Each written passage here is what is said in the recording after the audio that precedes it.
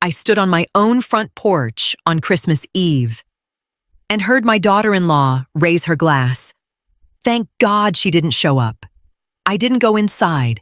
I didn't say a single word. I just made one phone call, and 15 minutes later, their whole party was over. I was running late to my own family's Christmas gathering. As I reached for the cold doorknob, I heard my daughter-in-law's voice drift through the wood. Thank God she didn't come. Glasses clinked. Nobody wants her here anyway. She laughed bright and sharp. I stood there on the porch, with snow drifting softly onto my coat, catching every word. My son stayed completely quiet. That silence told me everything I needed to know. My name is Clara. I'm 66, a widow for 5 years now. The house they were celebrating in, it's mine, a well-kept duplex on the edge of town. After my husband passed, I moved into the smaller ground-floor apartment so my son and his wife could have the main house. Rent-free, of course. I wanted to give them a solid start. But gratitude has a short shelf life, especially when people start mistaking kindness for something they're owed. I didn't stand there crying in the cold. Tears are just wasted energy when you need it for clear decisions. I turned around, walked back to my car, and pulled out my phone. In most stories, this is when someone calls the cops or causes a huge scene. Not me. I called my attorney and property manager, Mr. Weber. In that moment, he was more than just a lawyer. He was the messenger of the new reality I'd already set in motion. 15 minutes later, their party would be finished. Not with yelling or drama, but with one simple, undeniable fact. To understand how a mother ended up standing outside her own house on Christmas Eve, we need to go back a few months. It all started in late summer when I began noticing the little shifts in my own home. There weren't any big fights, just quiet, creeping disrespect. Lena had started testing my boundaries one small push at a time. And at first, I made the mistake of staying quiet to keep the peace. But peace bought with someone else's surrender isn't peace. It's just a deadline. And mine had finally run out that December night. I knew exactly what I was doing. My plan had been in motion for weeks. That August, Lena started treating the shared spaces like they belonged to her alone. It began with small things. My flower pots on the back patio got quietly swapped out for her sleek gray concrete ones without a word. When I mentioned it, she gave me that patient little smile people use on confused old ladies. It just looks so much cleaner, Clara. You don't have to mess with all that dirt anymore, she said, already turning back to her laptop. My son sat right there and just nodded. He's always been the type who'd rather disappear than take a side. A few weeks later, I noticed the spare key to my apartment was missing from the hook in the hallway. I asked my son about it. Lena answered for him. Oh, I took it. In case of an emergency, or if we need something from the basement while you're asleep. An emergency. In my own house. Without asking. I felt a knot tighten in my stomach, but I stayed perfectly calm. I didn't explain or argue. The next morning I called a locksmith and had my locks changed. Paid for it myself. When Lena showed up at my door a week later, irritated that her key didn't work, I opened it with a coffee cup in my hand. The old lock was sticking, I said evenly. I had a new one put in. And where's our new key? She snapped. In my pocket, I answered and gently closed the door. There was no big fight, no shouting. But in that moment, she realized I wasn't the frail pushover she'd hoped for. I wasn't giving up my space. She didn't respond with understanding. She started planning how to make me feel exactly who she thought was really in charge. She wanted to keep enjoying my financial generosity while offering zero respect in return. What she didn't know was that I'd already started reviewing my statements and quietly cutting off every automatic payment for their daily conveniences. After the lock incident, the air in the house got a lot colder. Lena began treating me like an annoying neighbor in my own backyard. She'd invite friends over for cookouts without telling me. They'd sit on the patio my late husband built, drinking wine and acting like I was invisible. Instead of getting mad, I used that time at my desk going through old files. It was eye-opening how many ongoing expenses I was still covering for them. The pricey insurance on their second car, the weekly cleaning service for the main house, all those food delivery subscriptions, everything still running on my account. I'd set it up years ago to help my son through college. Now he was in his early 30s, making decent money. But the charges kept rolling. Lena bought expensive clothes and ordered packages every week while I carried the baseline cost of their lifestyle. I didn't march over to complain or cry. I simply called my bank. By lunchtime, I'd canceled the car insurance payments, ended the cleaning contract for the main house, and stopped every subscription. Everything was strictly separate now. If they wanted to live like owners, they could start paying owner bills. 3 days later, when their car sat there uninsured, my son knocked on my door, looking panicked. Mom, the insurance company emailed. The payment didn't go through. Lena needs the car for work. I looked at him calmly. I stopped the automatic payment for your car, Marcus. You're both adults. You can handle it yourselves. He stared at me like I'd spoken another language. But that's going to cost us hundreds extra a month. Then you'll need to budget better, I said, closing the door gently and going back to my book. I'm sure Lena was raging next door, but that was no longer my problem. I'd cut the financial umbilical cord quietly and for good. It was the first real moment they felt my patience had run out. I didn't need to raise my voice to win, but Lena's counterattack came fast. Lena's response to my cuts was subtle, but clear. She started systematically freezing me out of family life. Sundays when I used to come over for coffee, the door was suddenly locked. If I was out pruning my roses, she'd call loudly for Marcus to come inside, like my mere presence was an inconvenience. She painted me as the cheap, bitter old woman making her son's life difficult. My son, always conflict-averse, barely spent time with me anymore. When we crossed paths in the driveway, he'd look at the ground and mumble quick excuses. I could have been sad. I could have knocked on their door begging for love and attention. A lot of mothers my age do exactly that. They let themselves be humiliated just to keep seeing their kids or grandkids. But I saw the situation crystal clear. Lena wanted me isolated, so I'd eventually give up and hand her full control. So I didn't respond with words. I responded with action. I spent more time with my own friends, took classes, and built my own social circle. Most importantly, I quietly had the true market value of my property assessed. One afternoon, a dark sedan pulled up. Mr. Weber, the real estate expert I trusted, stepped out.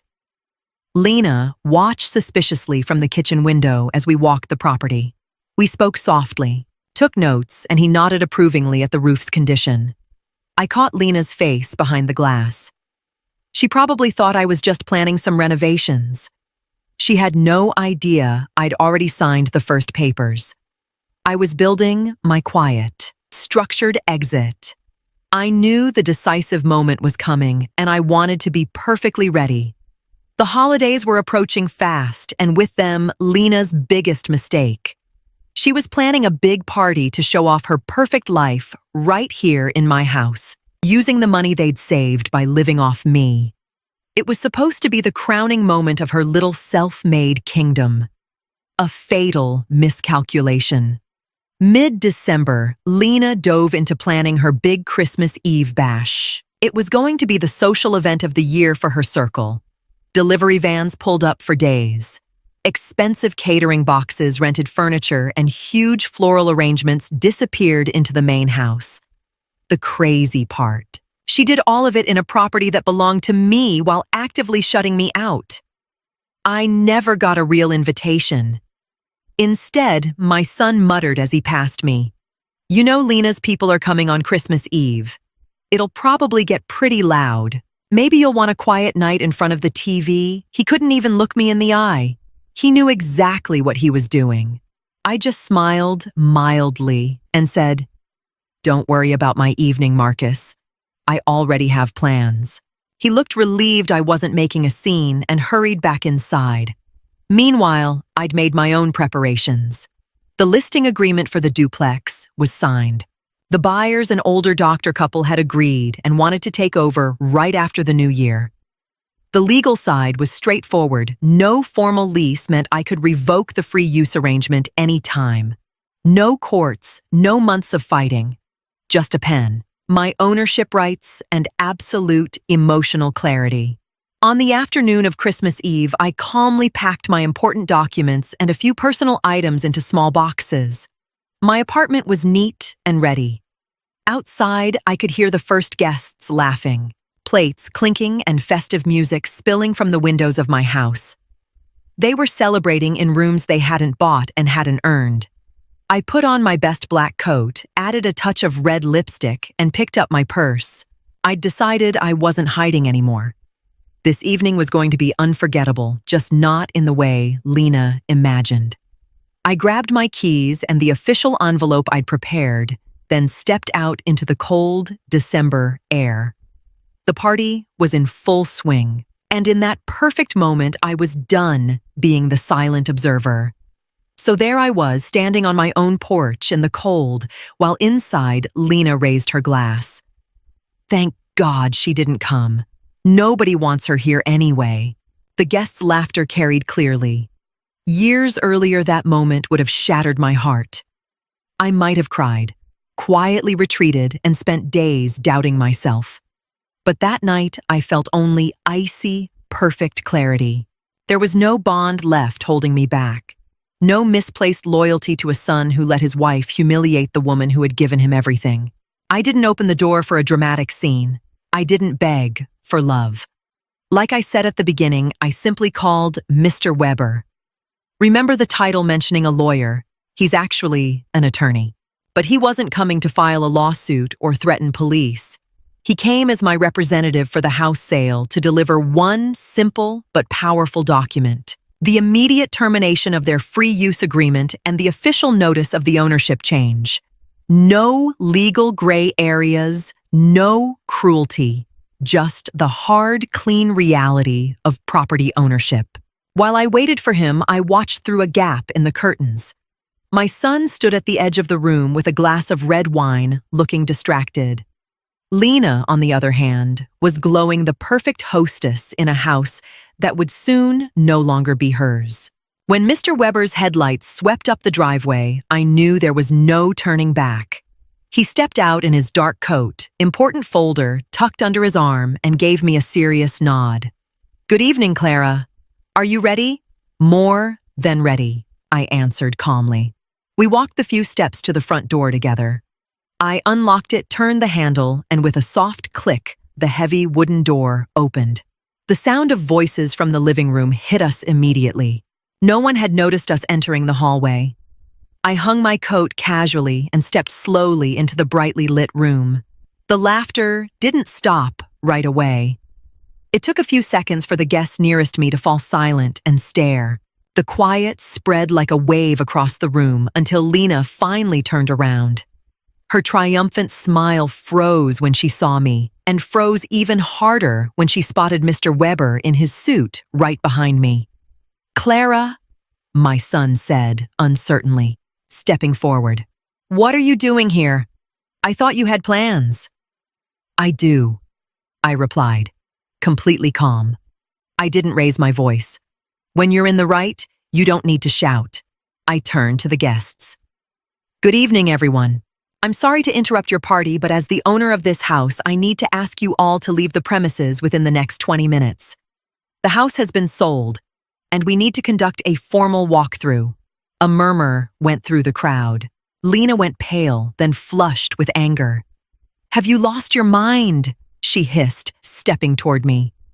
"You can't just throw our guests out. This is our home." I looked her straight in the eye. No tears, no shaking. "It was your home, as long as I kindly allowed it. You seem to have forgotten who made that luxury possible." Mr. Weber stepped forward and calmly handed my son the official envelope. This is the termination of your rent-free usage rights, Mr. Miller.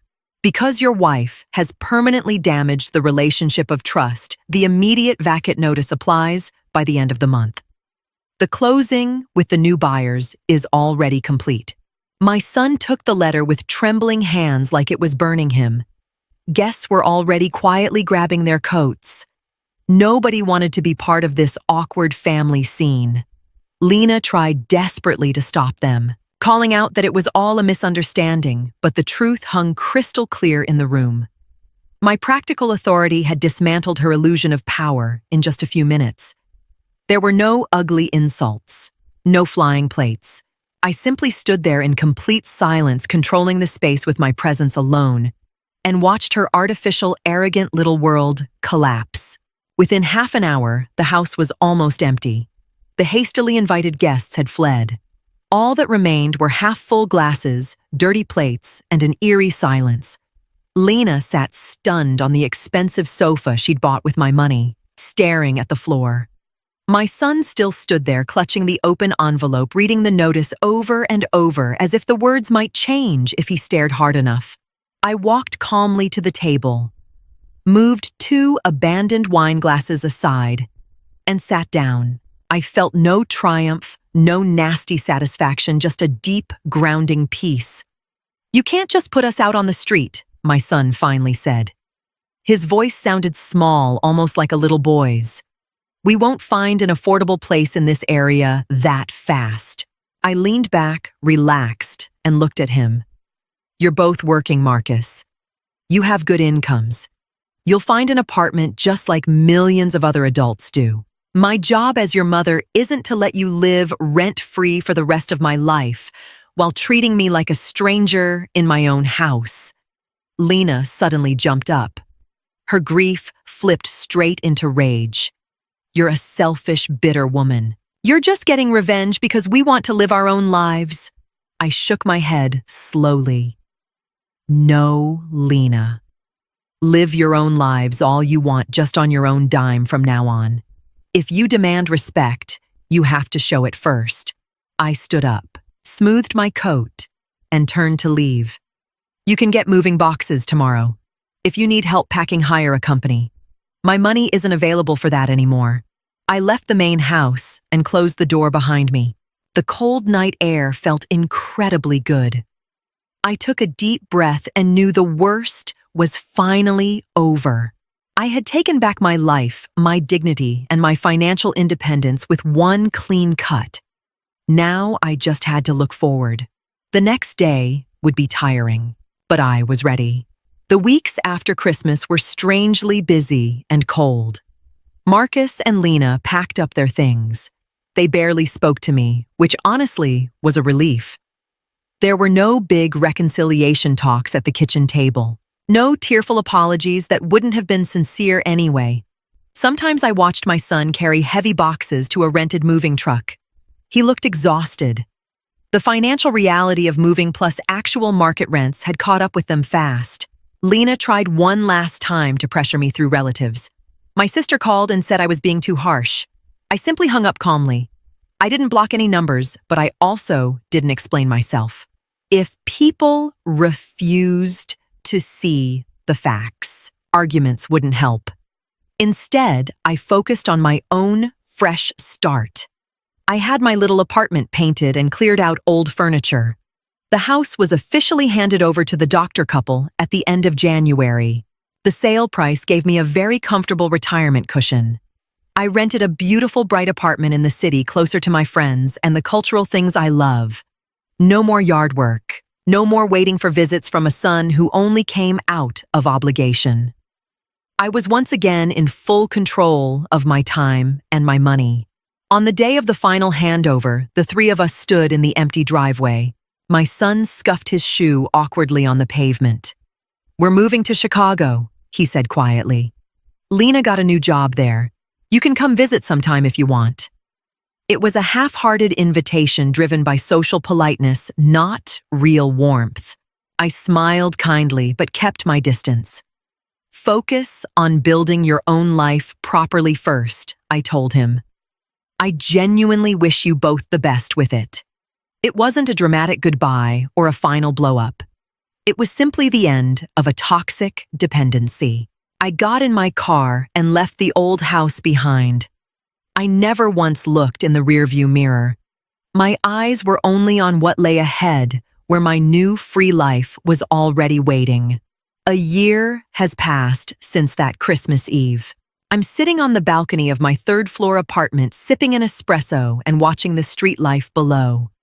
My life is quieter now, but it's not lonely silence. It's a fulfilled, self-directed peace. Marcus calls occasionally, usually on holidays or birthdays. The conversations stay surface level. We talk about the weather or his job in Chicago. I never hear Lena in the background. That's fine with me. I've stopped chasing some idealized version of family that only worked when I paid and stayed quiet. Love should never be the currency you use to buy respect. I've set a few simple but firm rules for myself. First, I no longer finance other adults' lives.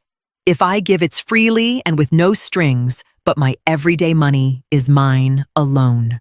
Second, my living space is my protected sanctuary. Anyone who wants to enter has to behave like a polite guest, regardless of blood relation. And third, I no longer justify my boundaries. If someone sees my clear decisions as selfish, that only proves how necessary those boundaries really were. These rules aren't walls built from anger, they're guardrails I desperately needed for my own emotional well-being. Some folks my age ask if I regret the drastic step of selling the house. They say family should stick together. I always give the same answer. Togetherness goes both ways. If someone only keeps you in their life to use you, you don't protect the family by enduring it. You just lose yourself. I didn't choose revenge. I chose consequences. I took back my money, my space, and my dignity using the most practical tools I had. That's my story. I didn't wait for a miracle or a savior lawyer. I took responsibility. Now it's your turn. What would you have done in my place?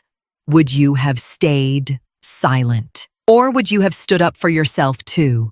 Let me know in the comments and subscribe for more honest life stories. Take care of yourselves.